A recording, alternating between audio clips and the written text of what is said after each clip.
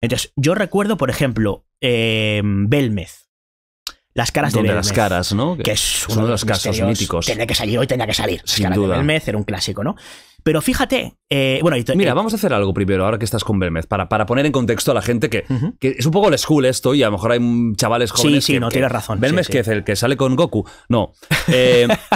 Belmez, cuenta un poquito la historia de las caras de Belmez para que la gente lo sepa, y ahora vamos a lo que te pasó, o a lo que escuchaste, y lo que piensas tú de las caras de Belmez, ¿no? Perfecto, bueno, vamos a empezar en plan nodo. 1971, agosto.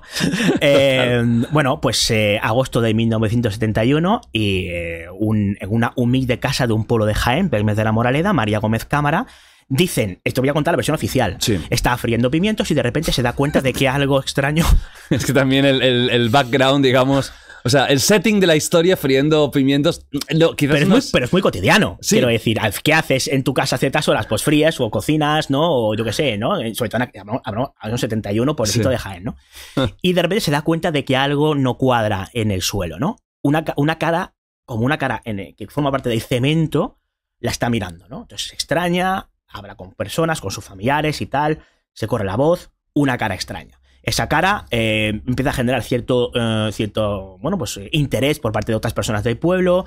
Entonces, ante un poco las molestias de tantas personas viniendo a ver la cara y hay cierto temor que producía a algunos de los allí presentes, incluyendo la propia María Gómez Cámara, la dueña de la casa, uno de sus hijos acaba picando la cara. La pica y desaparece, pero, oh sorpresa, vuelve a aparecer de nuevo. Y la que vuelve a aparecer de nuevo es la cara de Belmez que tenemos los que conocemos el tema en mente, la famosa pava, que es como se llama, la cara de Belmez por antonomasia, ¿no? Tú pones caras de Belmez en Google y la primera que aparece es esta, ¿no? Y aún permanece. Entonces, aparece esa primera cara, pero empiezan a aparecer más con el paso de los años, ¿no? Luego ya la historia se complica porque hay quien dice que, digamos, se hace una excavación en el lugar para intentar averiguar qué podía ser aquello, se sacan huesos... Hay quien dice que se sacan huesos, pero no las calaveras, que ahora aparecen caras, que pueden ser aparentemente, digamos, la manifestación de los muertos, pero cuando se desentierran huesos resulta que no hay calaveras, ¿no? Todo como muy, muy de película, ¿no? Pues se convierte en uno de los fenómenos, ahí ya tenemos, ¿no? Más famosos, bueno, por no decir el más famoso, más internacional en lo que respecta a la parapsicología de la historia de España. Porque llegó a ser algo que incluso en Estados Unidos investigadores de todo el mundo... venían, ¿no? A ver estas caras. Sí, bueno, no tanto como dicen, porque yo te estoy contando la versión oficial. Sí. Es que luego yo quiero saber, claro, tú has estado ahí. Claro, entonces, básicamente, por resumir mucho, bueno, pues aquello continúa. Eso se hace especialmente popular en un mes concreto. O sea, la fama nacional de las caras de Belmez tiene un mes, que es febrero de 72, que es cuando Jaime Martín Semprún, un reportero de Diario Pueblo, se desplaza allí para cubrir una historia, esta historia, a raíz de que un compañero de un diario, de Diario de Granada, fuera a cubrir un tema relacionado con una polémica olivalera y demás, y alguien le diga, oye, que parece ser que hay una cara ahí en una casa, ¿qué dices? El tío va, le hace la foto y aparece en Diario de Granada, se hace muy popular, pero popular a nivel local, o a nivel, en todo caso, Andalucía, pero claro, no a nivel nacional. Llega a Pueblo, llega Semprún a raíz de esas primeras crónicas, hace 3 crónicas sobre el asunto de Belmez y luego aparece Antonio Casado, otro famoso periodista, hoy en día, en aquella época pues era uno más del Diario Pueblo, ¿no? Y empieza a hacer un serial llamado Pueblo Investiga. Y entonces hay titulares como Las caras hablan, ¿no? Y es cuando empiezan las psicofonías, porque la parapsicología en España nace con las caras de Belmez. Esto es muy interesante, ¿no? ¿Sí? Van parejas. Las primeras grabaciones psicofónicas que se conocen en España son las que Germán de Argumosa graba en Belmez de la Moraleda, cuando intenta averiguar qué hay detrás de esas misteriosas caras, ¿no? Bueno, la historia, básicamente, en resumidas cuentas, es esa. De una casita de un pueblo de Jaén, donde hay unas caras, aparecen cada vez más, muchas de ellas. Aparecen muchas, porque se empieza con una, que además una que es bastante hermosa, la verdad. Sí, esta es. Y aparecen más de repente, ¿no? Y aparecen a cabo del tiempo. docenas de caras. Docenas de caras. Esta es la versión oficial. Vale. Claro, yo muy resumidamente la extraoficial, yo estuve haciendo un seguimiento del tema con mis compañeros Manuel Carballar y Juanjo Sánchez Oro, y al final nuestra teoría va por un lado muy distinto. Bueno, porque se ha hablado mucho también del fraude de las caras de Belmez, evidentemente, ¿no? Del negocio de las caras de Belmez. Exacto. Pero fíjate que ha llegado a nuestros días, porque yo y tú, que no somos del 72, cuando éramos chavales, yo escuchaba las caras de Belmez. Sí. O sea, era un tema que no era un tema escondido. Mis padres saben lo que es perfectamente. O sea, que es algo que es famoso. Incluso hoy en día hay gente que sabe lo que son las caras de Belmez. No ha llegado a nosotros. Es cierto, pero la información que nos ha llegado de las caras de Belmez desde los 80 hasta casi la actualidad ha sido del periodismo especializado en misterios, en líneas generales, salvo algún aniversario similar en la que algún medio generalista se hace eco del tema. Claro. Muy resumidamente, la tesis que manejamos nosotros es que originalmente la interpretación de la primera cara no tiene que ver con un tema fantasmal o paranormal. Tiene que ver con un tema religioso, ¿vale? La Santa Faz de Jaén, por ejemplo. Y ahora miremos la cara. Bueno, a lo mejor se asemeja más a un Cristo. Sí, parece un poco Jesucristo. Que a otra cosa, ¿no? Jesucristo volviendo de fiesta. Sí. Bueno, la última. En esta, aquí es Jesucristo después de varios días de Tomorrowland. Bueno, aquí estaría. Que esto lo ha hecho Jordi Wild. Aquí es cuando empieza, que bien, y aquí es cuando ya termina, ¿no? Por si acaso lo ve mi abuela. Pero... que acaba de cumplir 95 años, por cierto. Tu abuela es muy perfil de público que ve The Wild Project, ¿eh? Abuelas de más de 90 años. Creo que es el target que más me sale como que son, bueno, seguidores del programa. Ya sabía yo que... ¿Cómo se llama tu abuela? Juli. Juli, te mando un beso, sé que eres fan, sé que eres seguidora. En la semana que viene muy interesante, no te lo pierdas, ¿eh? Sí. Bueno, pues el caso es que originalmente las caras de Belmez se conciben a nivel local como un fenómeno religioso. Entonces, ¿qué es lo que queremos nosotros? Bueno, todos sabemos, digamos, cómo se las gastan en las peñas de los pueblos en fiestas, ¿no? Y es que pocos días antes de esta aparición había tenido lugar unas fiestas en las que se veneraba al Señor de la Vida, que era un Cristo que se venera en aquella zona, ¿no? Un cuadro y demás. Pues los cristianos recuperaron un cuadro que les habían quitado los musulmanes hace siglos y bueno, se celebraba la fiesta del Señor de la Vida, ¿no? Y ya sabemos cómo funciona el tema en los pueblos de los motes, ¿no?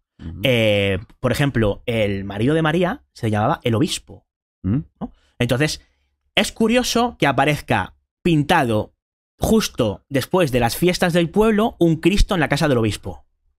Entonces, nosotros creemos que esto fue inicialmente una broma de peñas o algo más, porque cuando entrevistamos a Semprún, que lo localizamos años después, nos contaba que María había tenido muy buenas relaciones con un chico que era pintor en el pueblo, que era el hijo de un fotógrafo, que es el mismo fotógrafo que llegó a un acuerdo económico con la familia para hacer las fotografías y que luego estas las vendieran a primero un duro, luego a 2 y luego finalmente a 3 duros, ¿no? Y se vendieron muchas fotografías y podemos demostrarlo porque estuvimos en el archivo y tenemos correspondencia del alcalde con personas que pedían fotografías diciendo no puedo mandarte fotografías porque se ha agotado la remesa y estamos esperando una nueva remesa a la venta. O sea, había un negocio. Había un negocio. Claro. Sí, a nivel fotográfico, claro. Que es algo que se ha negado por activa y por pasiva, lo había. ¿Significa este negocio que el fenómeno original fuera un fraude? No necesariamente. Eso hay que dejarlo claro. Entonces, por resumir mucho, porque la historia es muy larga. Las caras de Belmez, ahí se grabaron aparentemente psicofonías, luego escarbas un poco y no es tan espectacular como lo pintan. Ahí hubo una guerra de egos, que esto es el fruto de muchas cosas, Jordi, por parte de los parapsicólogos de a ver quién llega antes, a ver quién informa más o a ver quién informa mejor. Y aquí hay dos figuras, una la hemos citado, que es Germán de Argumosa, bueno, pues un tipo con... autodidacta que tenía unos grandes conocimientos, digamos, de filosofía y de otra serie de cuestiones y ya había tenido varias lecturas sobre temas de parapsicología, de cosas que se publicaban principalmente en el extranjero. Y luego había un personaje llamado José Luis Jordán Peña, que es un personaje que podría salir en esta charla varias veces, porque es el tipo que creó una trama que seguro que te suena llamada Humo. Sí. Los extraterrestres, ¿no? Los extraterrestres que contactaban por carta. Te preguntaré por ello, ¿eh? Te preguntaré por ello. Sí. Bueno, pues Jordán Peña, que es el creador de Humo, reconocido por él, también estuvo metido en el tema de las caras de Belmez. Está bien que precisamente se llame Humo. Sí, no. Para lo que vamos a explicar, perfecto. Nunca mejor dicho. Le falta la H, pero ya está casi. Pese a quien diga que los extraterrestres se siguen poniendo en contacto por Twitter, que esto es otro tema que loco. Que esto es más de tu perfil de gente. Sí. Un perfil de seguidores, ¿no? Entonces, bueno, en resumidas cuentas, Belmez, yo no puedo decir de forma clara y diáfano, con pruebas encima de la mesa, de que Belmez es un fraude. Pero todos o prácticamente todos los indicios que hemos recopilado apuntan a que probablemente lo sea. se trate de un fraude. Ahora, ¿lo es? No lo sé. Porque la gran investigación de las caras de Belmez aún está por hacer. Y ¿Por no qué? está... Aún está por hacer. Claro. Porque, tantos años después. Pues muy sencillo. Porque el misterio de las caras de Belmez no está ni en las psicofonías, ni en las interpretaciones, ni una persona que vaya allí a intentar contactar por, digamos, algún tipo de don mediúmnico con los supuestos espíritus. Ajá. No. Belmez es el único fenómeno paranormal conocido en España que yo sepa a día de hoy, o sea, antiguo y que siga permaneciendo, que aún continúa. Es físico, no aparece y cuando tú llegas a saber qué ha pasado ya no está. No es el ovni que la señora te cuenta que ha visto el día antes y ya no lo ves. No es el vaso que se mueve de forma extraña en un poltergeist y cuando tú llegas días después ya no se mueve delante tuya, hagas lo que hagas. Aquí las caras están ahí, puedes ir a verlas y puedes analizarlas. ¿Se han hecho análisis químicos de las caras de Belmez? Sí. ¿Son válidos científicamente hablando? No. ¿Por qué? Porque no se siguió lo que se conoce como cadena de custodia. No hay, de alguna forma, notificada o ratificada lo que es la recogida de la muestra. Si tú recoges un trozo de cara, no se certifica, digamos, de una forma clara, y luego, a la hora de analizarse posteriormente, independientemente de lo que se haga en el análisis, no puedes, de alguna forma, digamos, tener claro y diáfano de dónde ha salido eso, claro, pues poco vale. Es casi un tema arqueológico. Usar el método científico. Exacto. Aplicado a el análisis, pues en este caso sería químico o de estos restos, ¿no? Exacto. Por no aburrir con terminología, digamos, científica, podríamos definir que todas las investigaciones aparentemente científicas que se han hecho sobre las caras de Belmez han fallado en uno u otro aspecto de la cadena de custodia. Entonces... ¿Tú has estado? Sí, yo he estado una ¿Y cómo es? Veces. Porque claro, yo no he estado nunca y he visto pocas imágenes realmente. ¿Cómo es? O sea, esto está dentro de una casa, sigue estando dentro de una casa. Tú entras a la casa, es una casa de pueblo antigua. Ya, ¿vale? No vive nadie ahí, entiendo. No, pero se sigue abriendo para las personas interesadas en ver las caras. Los fines suelen estar abiertos y luego entre diario no, pero esto era así hace unos años, hace años que no voy.